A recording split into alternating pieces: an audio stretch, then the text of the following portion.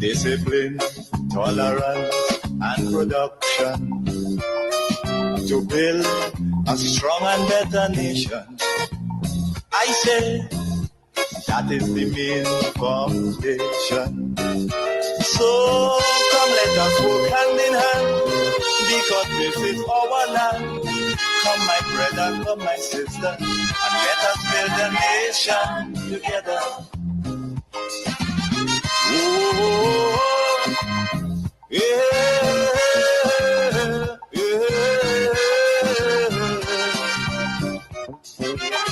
Oh, yeah, yeah.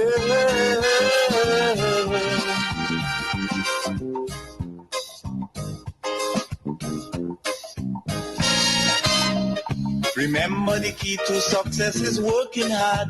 Remember, the key to success is working hard, but also smart.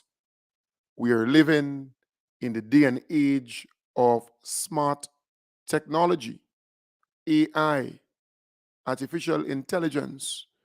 You don't have to do much, but you can get what you're looking for, the information you're looking for, the things you're looking for. Smart watch, smart TV, smartphone, and we can go on and on and on. I want to welcome you. I want to say to those on Facebook and YouTube, please share the live. Sharing is caring. I want to start off this morning by saying to those who listen to many different talk show programs, podcasts, and so on, that there is no need to be alarmed or concerned with the people who call those programs. In other words, it's the same people calling programs every single day.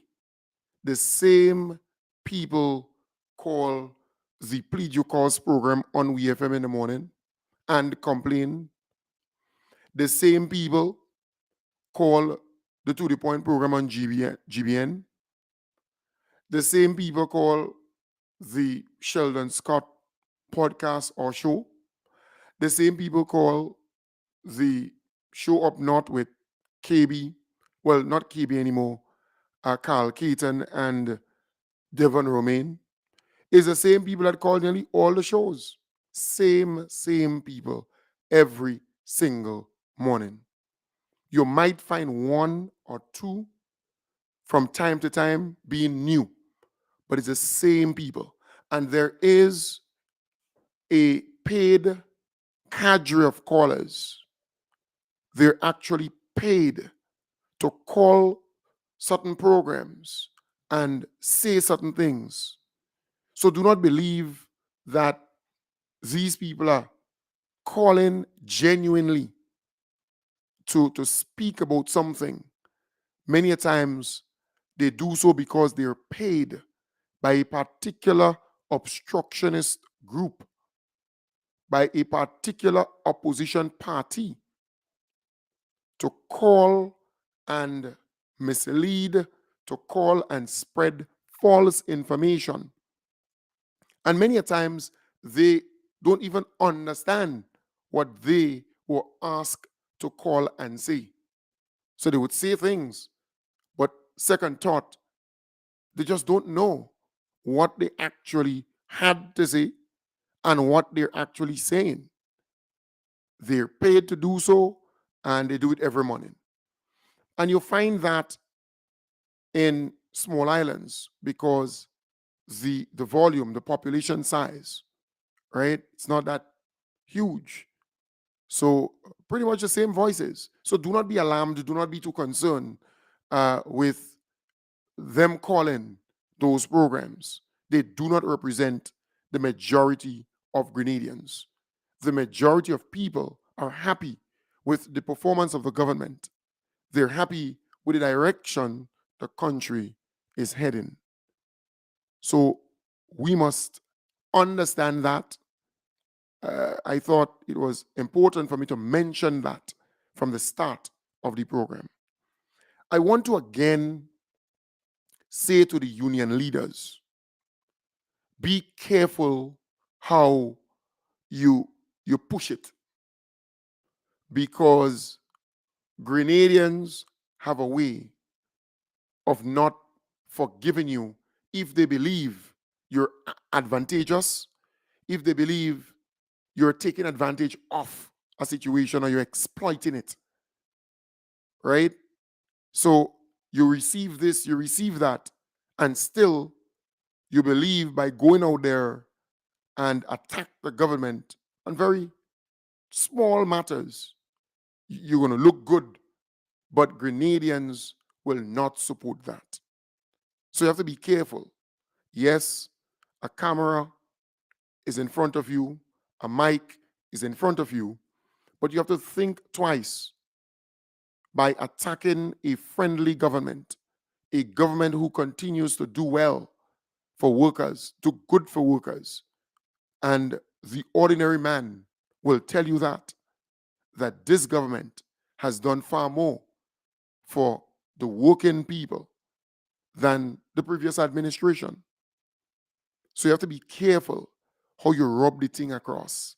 You have to be careful how you attack this government, because you're not getting public support. And once you realize you're not getting public support for what you're actually pushing or saying, then you need to kind of walk back. In fact, I had the opportunity to speak to a senior union official, and he was saying to me, hey, Kim, boy, this Brian Grimes guy doesn't know the kind of pushback he's getting from the actual members of the union. In other words, the sentiments they are expressing against him should cause him to come to his senses. And I'm talking about a senior union member, a current senior union member, saying to me that this guy is loose.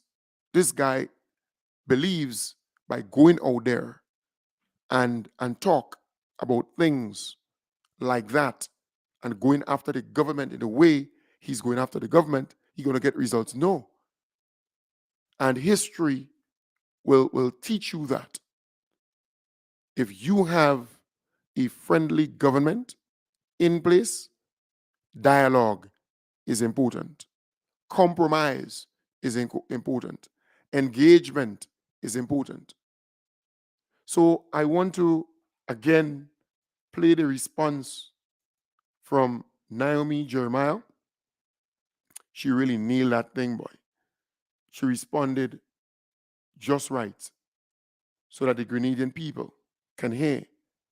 Because you heard Brian Grimes, he was featured on the news umpteen times, speaking about the mental health workers, speaking about the ministerial complex and the AC problems. Well, I dealt with that already by saying to you, and not just me dealing with it, the reporter dealt with it. The reporter said she reached out to government. Government referred her to that press release that they issued in June, where they gave a contract to Kulintech to set up that AC system in the complex, right? And it has to be built outside of the country, shipped to Grenada, and assembled, installed here in Grenada. Community and Hospital Services. And with me, we have the administrator for the Mungay Psychiatric Hospital, also the Richmond Home Institution. Today we are here to provide some clarity on the recent industrial actions that was in stream for the past weeks with the Public Workers Union and the mental health workers. I thought it was wise to provide information to the nation as to what was happening. Now, first of all, you heard the union leader alluded to 4 issues or concerns that he has that he needs to be addressed. I would like to say that all the concerns of the union has been addressed. We continue to work with our union leader, Mr. Grimes, and his team. Firstly, I'll take issue by issue. The issue of DTO is one that has been on the table with the union since last year. Apparently, the workers then had raised the issue of their traveling. I would like to inform the nation also that the workers are in receipt of a traveling of $350 and some are getting $450 monthly. However, when I met with them in January, they indicated to me that that cannot cover the cost of fuel and other maintenance. I listened to them very carefully, and I went and reviewed a document that is known as the travel policy. That travel policy, which was enacted in 2010, the date May 21st, 2010, and its term implementation of revised lists and rates for designated traveling officers in the public service. Now, I realize that based on what they are saying, that the amount of mileage that they're doing per month, they should really be listed as DTOs. So I advise them that the offices are not listed in the estimates of revenue and expenditure for 2023 as DTOs, but I committed to ensure that for 2024 that they will be getting those offices listed.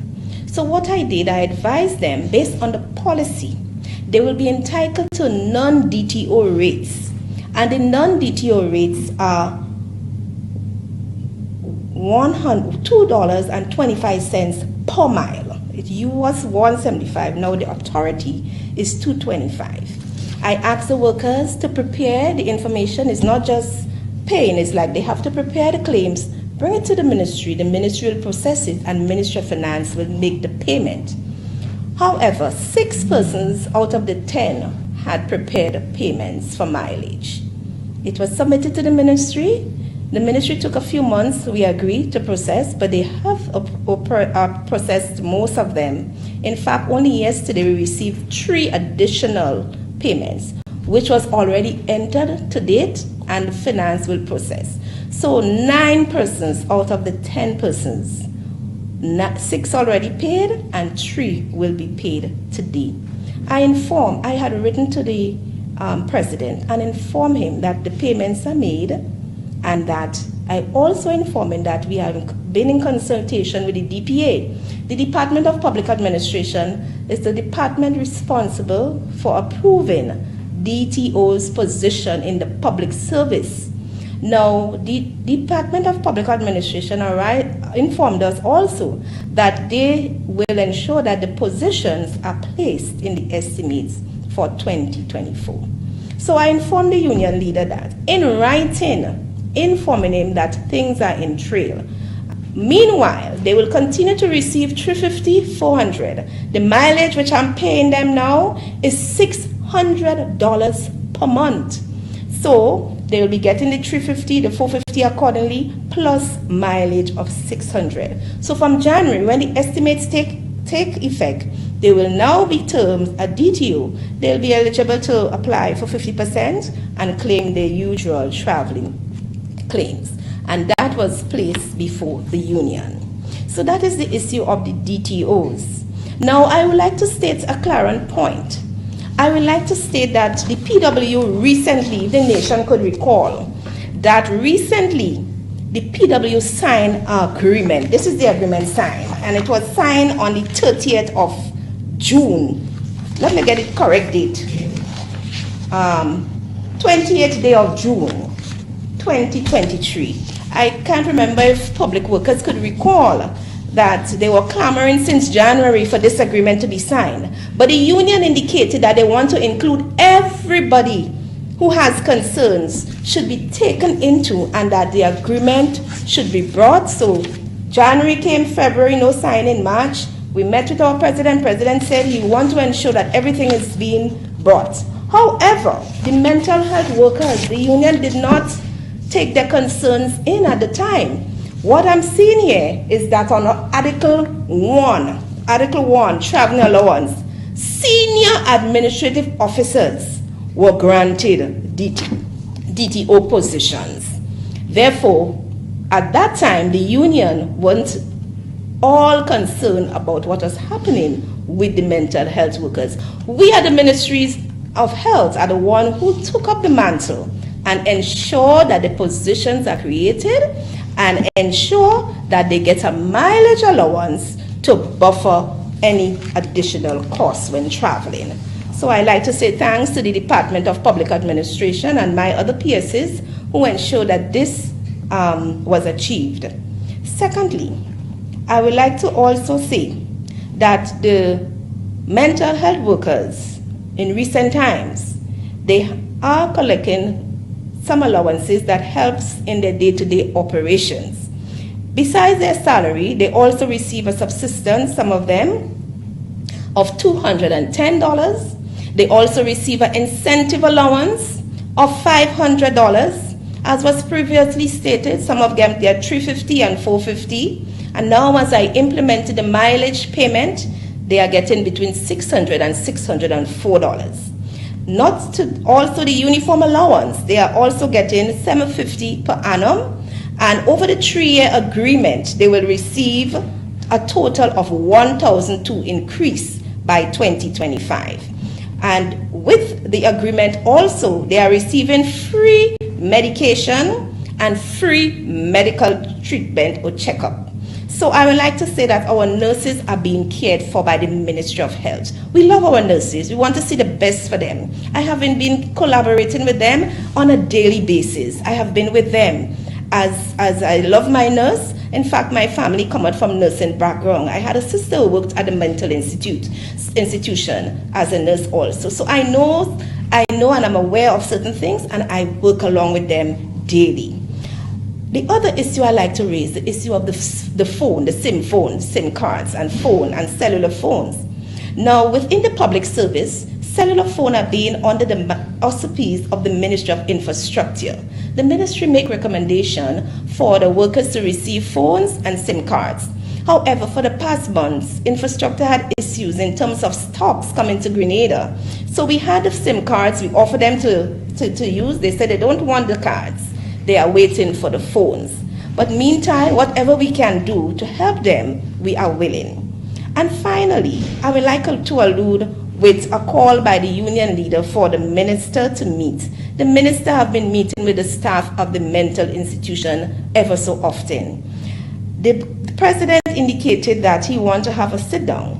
The matters at hand, what was previously stated, are all administrative matters. The minister, he is responsible for policy lead. As in that regards, it's up to him under his purview if he will meet with the president or not. But I know he has met with the staff, he has listened to their concerns, he has been very supportive to us at the ministry in implementing our administrative duties, and I would like to thank him for his leadership on this note. Right. Thank you very much, dear. That's the PS in the Ministry of Health, Naomi Jeremiah. And that is what you want to see when people go out there, particularly union leaders, and say certain things that are not accurate. You need senior public servants like the PS to come out and clear the air, to let the public know the truth. And I want to commend her, I want to applaud her for doing just that. Very, very, very good. We want to see more of that. And not only from the PS, but from ministers of government, from the folks in different departments. You see, false information spreads faster than the truth. So sometimes you have to stop it immediately in its track, or else it will spread. So I really love the fact that she came out and spoke there, you know, because you had Brian Grimes on the TV for quite a number of days, bumping his gum. But you can't get everything one time. He comes across as though he wants government to just do everything at one time. But you remember only recently they sat with government, they signed that agreement, and he praised the I want to government. get into the whole package. In my view, yes, we did not get all that we asked for, but I think this particular negotiating cycle, this particular period has been groundbreaking, right? The first thing in terms of big ticket items, I want to speak on it because it's important to celebrate our victories small and large. This is the first fringe benefit agreement we would have had in over 10 years. That is very, very significant. I think both the employer and the unions and workers should be happy about this. Very, very importantly, and I know I was speaking to a contract worker up here, this package has in it a clause stating contract workers will get the increases, even fixed term contract workers. This is monumental. This is groundbreaking. In the past, we have had very, very serious battles with the past administration in terms of members of our bargaining unit being left out in terms of their ability to secure increases. So having now enshrined in our agreement stating that contract workers will get it, it may have some administrative hiccups in terms of, you have a little extra work to do, but I think it's worth it in terms of the justice and the equity across the public service. So this is tremendous as far as the union is concerned. Now, there are some other items here. Nurses have been clamoring for it for an extended period of time. Free medicine at the hospital. All our friends in the police service. I'm not going to call them the police force, the police service, Prime Minister. Yeah. Yes, the police is here. Yeah. So nurses and doctors will be able to get free medicine, right? And this is something, like I stated, they have been clamoring for years. So now it has become a reality. It has come to fruition. Very, very important, and this one is very dear to me, the ex gratia. Unestablished workers are going home at times with minuscule, sometimes embarrassingly low monthly payments after they would have retired. One something, whatever it is, 300 if some are lucky. But now, the Grenada Public Workers Union have negotiated with government, and government have agreed that the minimum unestablished workers will go home with, the bare minimum will be $500. It is a step in the right direction, right? Last but not least, I'm not going to speak about the uniform allowances and so forth. We have, should I? No.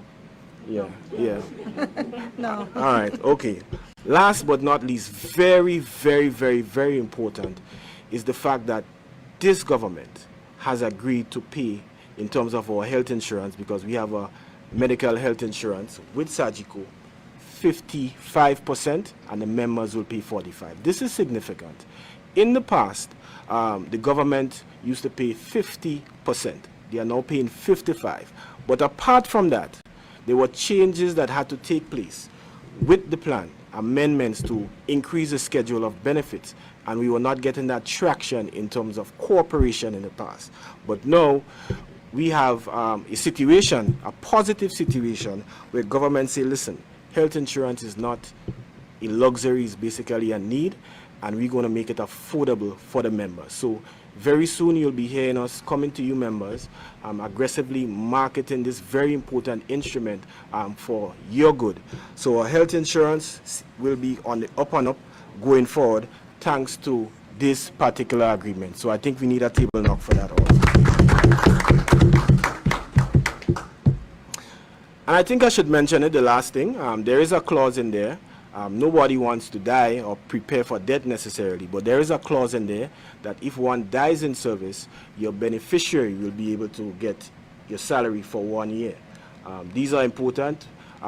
Family is an important institution, and if something happens to you, you would hope that there's at least a stopgap for a temporary period for your family members to have some, economic space, so to speak.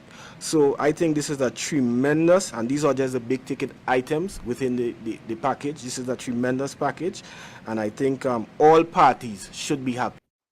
Right. So again, just saying all parties are happy. I thought I should play that for you because only recently this guy was saying all of these things.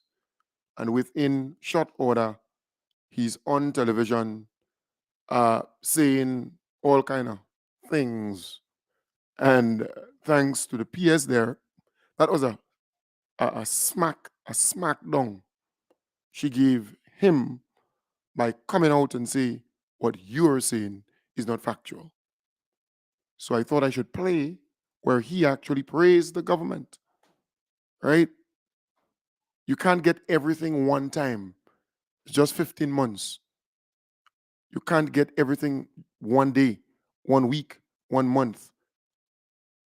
Things do take time. So it's always good to dialogue with the government because it's a friendly government. All right. And folks, at this point, I want to thank the team out there in Florida.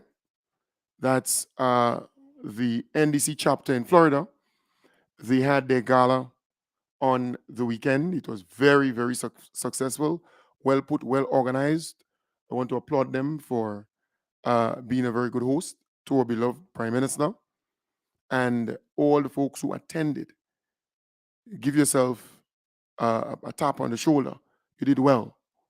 Keep doing what you're doing. We saw the gala in New York by the NDC chapter there. That was very, very successful. We saw the one in Canada. That was also very successful. We saw the one here in Grenada. That was very successful too. We saw the one now in Florida, very successful. On the 4th of November, the United Kingdom will host that gala event. All right. And we wish them all the best, every success. The NDC is on the up. The NDC is on the up. So at this point, I want to play again our beloved Prime Minister. And what he had to say was a very powerful message to the folks in the diaspora. So I want you to give yourselves a round of applause for that.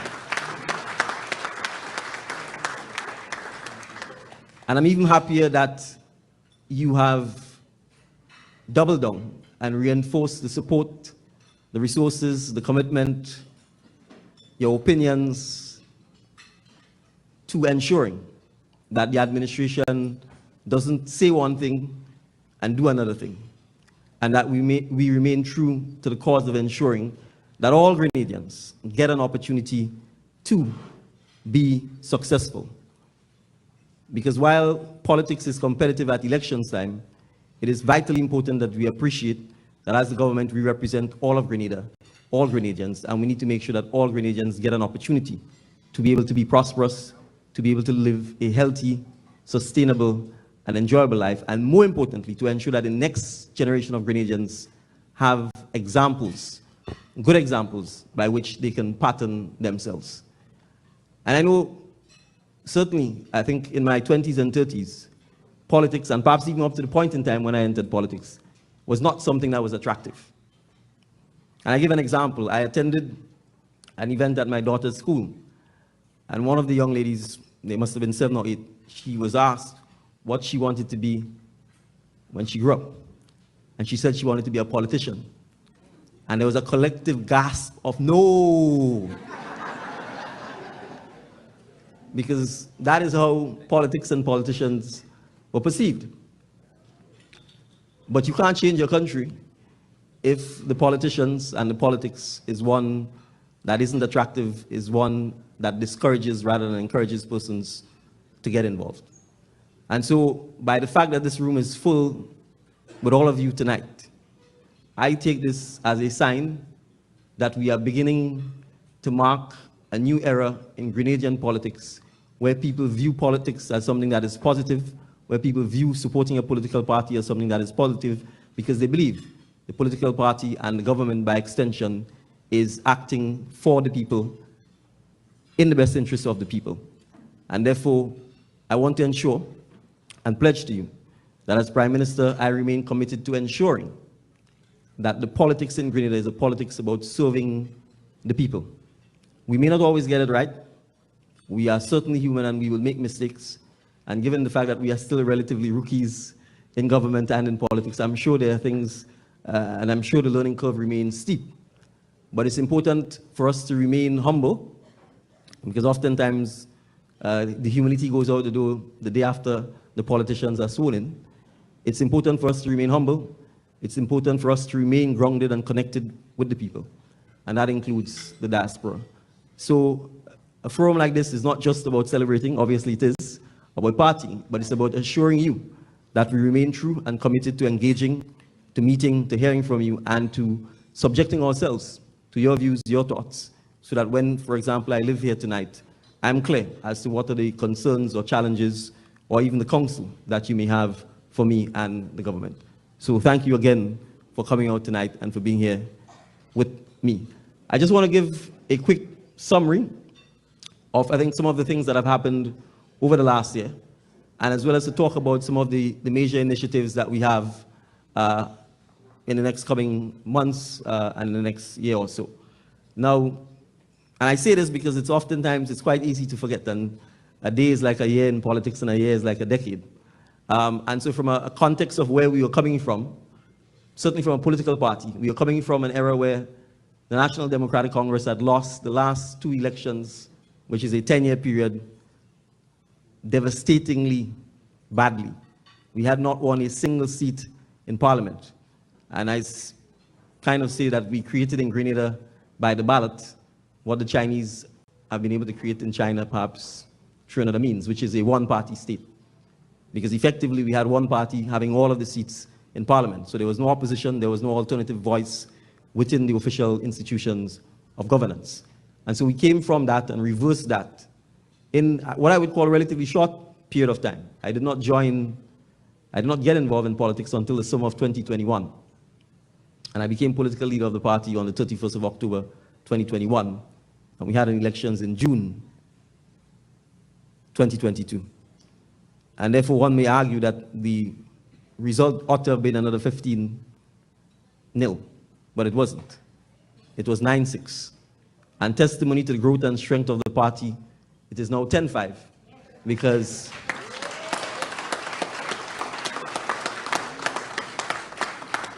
Sister Delma Thomas has seen the light and has recognized that we all need to go in a direction that is better for Grenada. And so I want to shout out and thank her for taking the bold and courageous step that she took.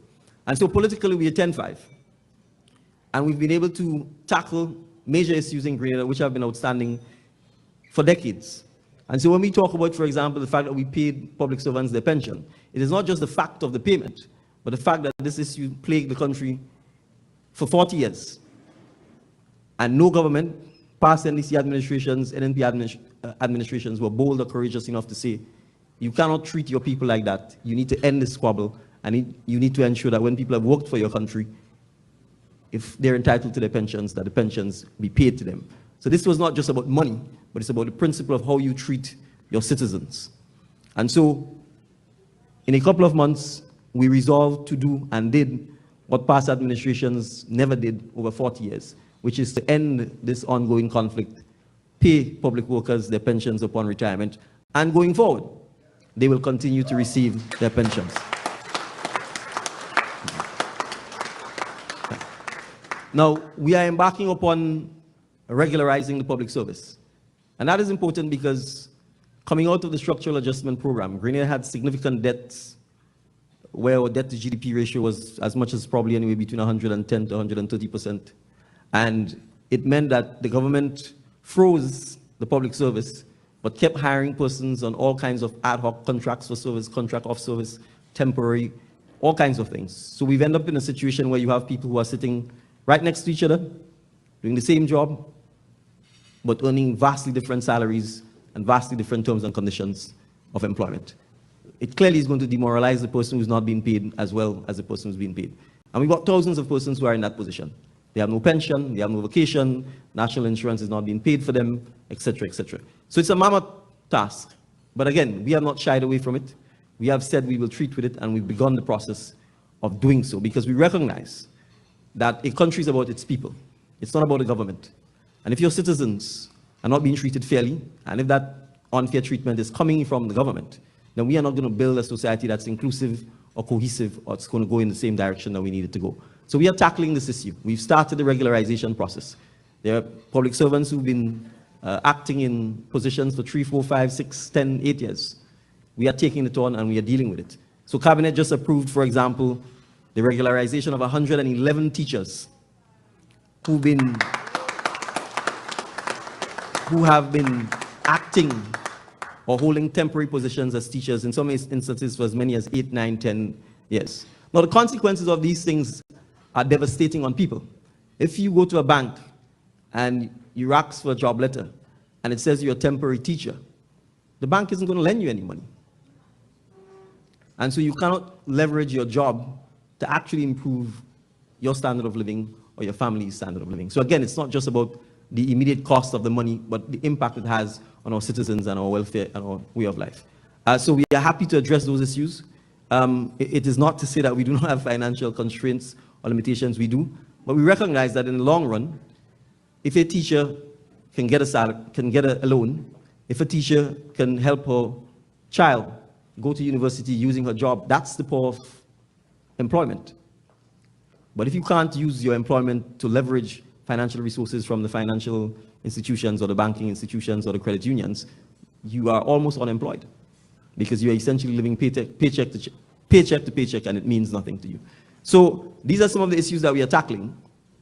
And sometimes we may not see the immediate or obvious benefit of it, but we recognize that in the long run, it certainly will empower our citizens to be in a position where they can be proud of the jobs they do, they can be more motivated, they can be more productive, because they would be in a position to take care of themselves and to take care of their families. There are simple things we've done. For example, we moved from a system where public servants were paid monthly to where they're paid bi-monthly.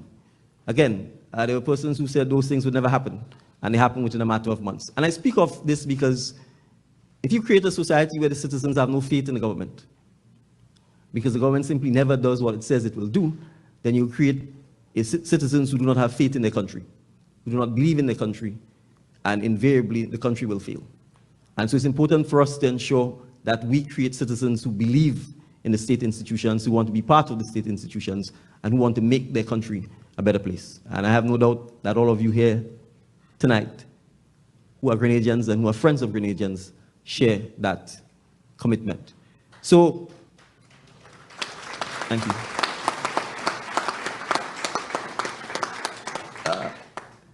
Ambassador Forrester has spoken a lot about what we're doing for education. I am unapologetic about this. I'm only standing here because I had the opportunity to be educated. I went to public schools all my life, pre-primary, primary, secondary, and I view the University of the West Indies as a public school because it is largely funded by the governments of the Caribbean. It is our university, and by the way, it's one of the top 50 universities in the world. So I think as Caribbean people, we have to be proud of that fact. And so I recognize that for an ordinary boy or girl in Grenada, if they do not have the opportunity to get an education, they do not have the opportunity, essentially, to make something of themselves, to make their families and to make their villages and, by extension, the country proud. So anything that I can do to get rid of obstacles that prevents our students from having access to education, having access to quality education, and having access to education that is dynamic and reflective of this century, I'm prepared to fight that obstacle with everything that I have in me. And so whether it's eliminating registration fees, getting rid of the tuition fees, beginning to diversify our education system, reversing this cultural norm that it is still the academics that are important over the skills, all of these issues are issues that we are tackling.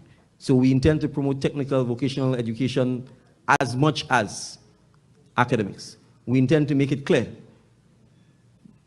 that the creative arts is just as important as science and math, and that music and language and writing and painting and drumming and costume making is all part of the education system, and we need to make sure that our students are exposed to that and that they understand that. We need to make sure, and Freddie, that's why I singled him out, that our students understand that we simply cannot be the consumers of technology only, that we need to understand it and we must be able to produce the technology as well to solve our own challenges, as well as to help the world solve the several challenges that we face together. So, for me, ensuring that we spend the time, the resources, and the effort in improving and fixing our education system is absolutely vital, because to me that is the single biggest sector that has the potential to continue the transformation of Grenada and to make sure that Grenada is a sustainable place 100 years from now. And then I will touch on a topic that I know is probably most dear to the hearts of everyone in the diaspora, which is healthcare. You know, and I'm sure many of you would want to spend more time in Grenada, may even want to retire, but you're probably a little hesitant with your concerns over the state of healthcare in Grenada. I want to assure you, it's not going to be something that happens overnight, but we recognize that healthcare does have the potential, and our government views it this way, as an industry, as a business, as a social good, to genuinely transform Grenada. And so it's been a pipe dream for perhaps since Grenada has become an independent country, but we intend to make good on this reality. We have acquired 89 acres of land, which will be the site of what we hope will become our new teaching hospital, which allows us to promote medical tourism.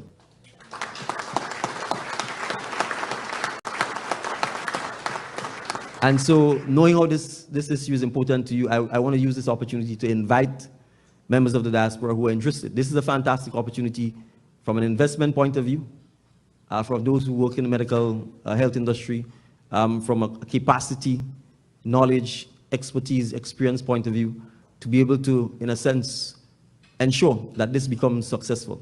To a large extent, our vision for this is that we've done what we need to do, which is to acquire the site. We want this process to be driven and led by the private sector. We want this process to be driven and led by persons who want to invest in our healthcare industry, because we genuinely believe that this is an opportunity to transform not just healthcare in Grenada, but to transform the economy of Grenada. And so I would certainly be happy to hear from anyone who wants to put their hands up to serve in any way to help us make this a reality. This is something that we are absolutely committed to doing because we think it is good for Grenada, it is good for Grenadians in the diaspora, and overall we think it will be good for the Caribbean as well. So we are not saying we will fix our healthcare problem by building a building. We are saying the building will be symbolic of all of the things we need to do to get our health and medical situation into the 21st century and beyond. So that is something that we are very keen to do. We have acquired the lands, so the next stage obviously is the concepts, the financial modeling, et cetera, so that we can get this and make it a reality in the not too distant future. So housing is another major issue. We are committed to building, and when I say we, it doesn't mean the government has to build it, but that we have to facilitate that to ensure it happens. At least 500 Grenadian homes to help with the housing situation in Grenada. Again, we view the housing as an area that the diaspora, particularly from an investment perspective, can get involved in. Because we know many of you who want to come home don't want to deal with the challenges of having to buy the land yourself, deal with the lawyers, deal with the banks, deal with the contractors, and construct the home. You'd prefer to actually have the home built so that you can simply walk in and buy the home. And we believe there's a real opportunity here, both from an investment and from a use of technology point of view, to begin the process of transforming the housing stock in Grenada. So I certainly want to invite you again to look at getting involved and investing in this area. It is not to say that all of the traditional support that you've given, the remittances, which you give and continue to give, all of the fundraising efforts that goes towards helping our schools, the supply of medical equipment, medicines, all of that is required. But I want to make it clear that the mindset where we simply ask the diaspora to give us immediate material goods and then say thank you and bye-bye, those days are over. We need your expertise, we need your connections, we need your strategic thinking as to how we take Grenada to its next 50 years. And I would therefore like to talk about the 50th anniversary of independence, which essentially will commence with an official ceremony on the 31st of October at the Carenage. If you can come down for that, we invite you. If you can't, we certainly invite you to come between October and February, because we're planning a list of extensive activities for the entire year.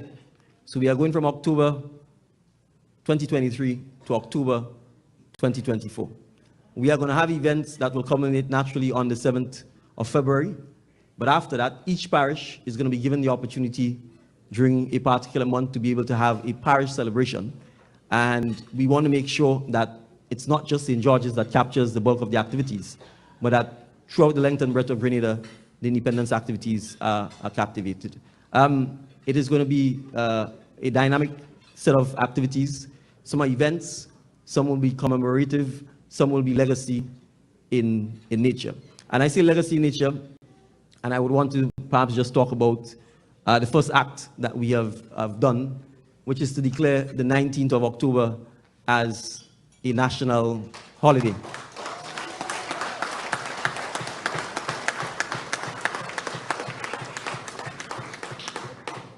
Now, I know the 19th, for obvious reasons, stirs up a lot of emotions and is as tragic and as controversial a day in our history. But it is our history, and we can't run from it. We can't pretend it didn't happen. And as part of our growing up as a nation, we have to acknowledge that there's good, there's bad, there's indifference, but all of it is what makes us Grenada and Grenadians and who we are. So it's taken 40 years. Sometimes things just don't happen before their time. But I'm quite proud to be the Prime Minister who was bold enough, courageous enough to accept that our Prime Minister and our Cabinet cannot be assassinated. And we pass this day as if nothing happened, with no official recognition from the state of Grenada.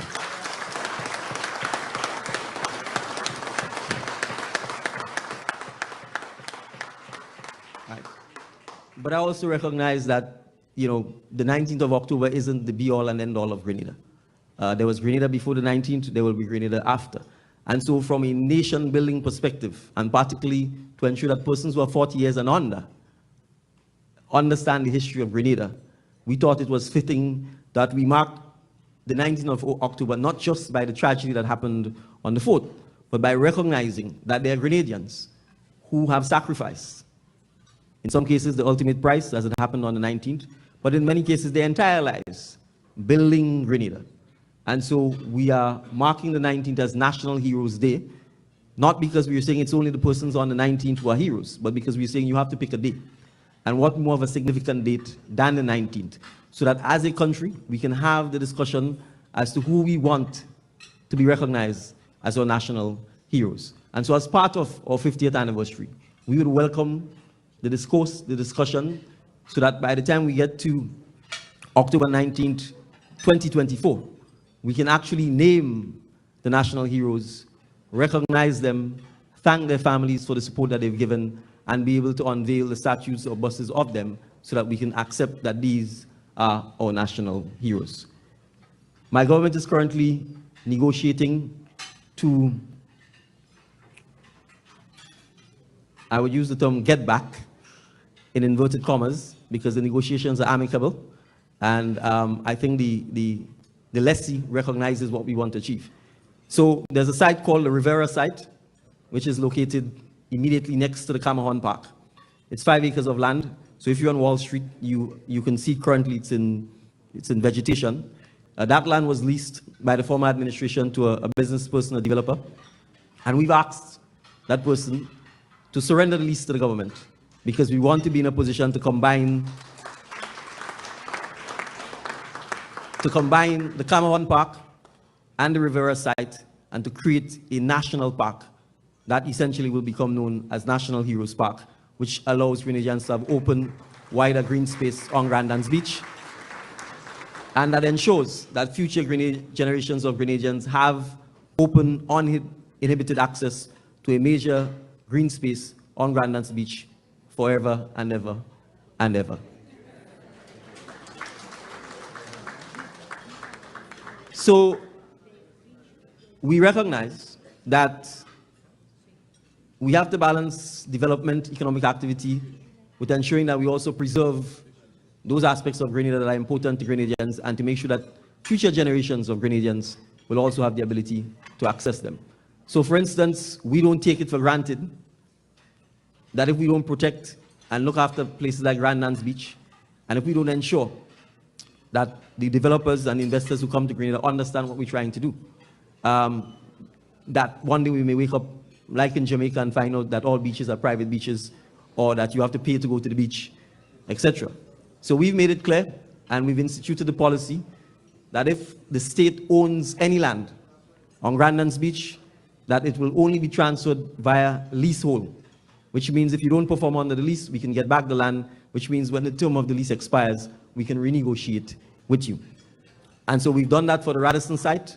We've reacquired the freehold, and it therefore means we're the landlord, the hoteliers are the tenants, and therefore we can ensure that we can partner with each other and that they can do what the things they need to do. And if they don't, we have the ability to be able to terminate the lease or to call them in and have a discussion. And so we've done this. Right. We've done this not just for Radisson, but the Kowana Bay site, which is located on the former Flamboyant Hotel site. We've also acquired this property. The aim is to have a developer continue and finish the stalled development, which was stalled under the former administration. But again, the terms of doing business will be that we are leasing the property to you. Now, I want to make this clear. This is not anything new. The father of Grenada, Sir Eric Matthew Geary, never sold any of the lands on Grandlands Beach. It was always leasehold. And so all we are doing is going back to the principles established by our founding fathers, which is,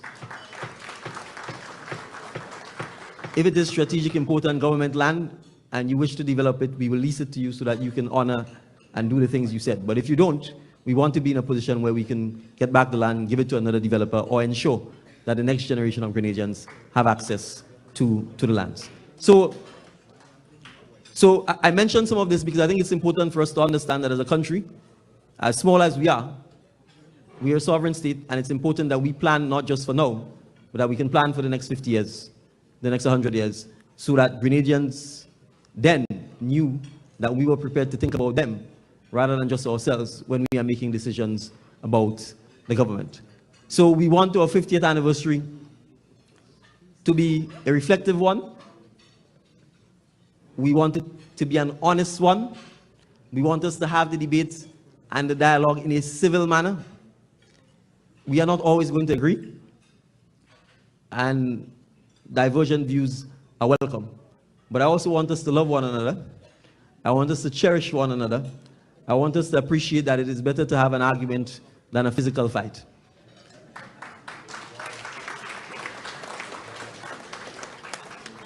I want us to appreciate that it takes all of us, young, old, in between,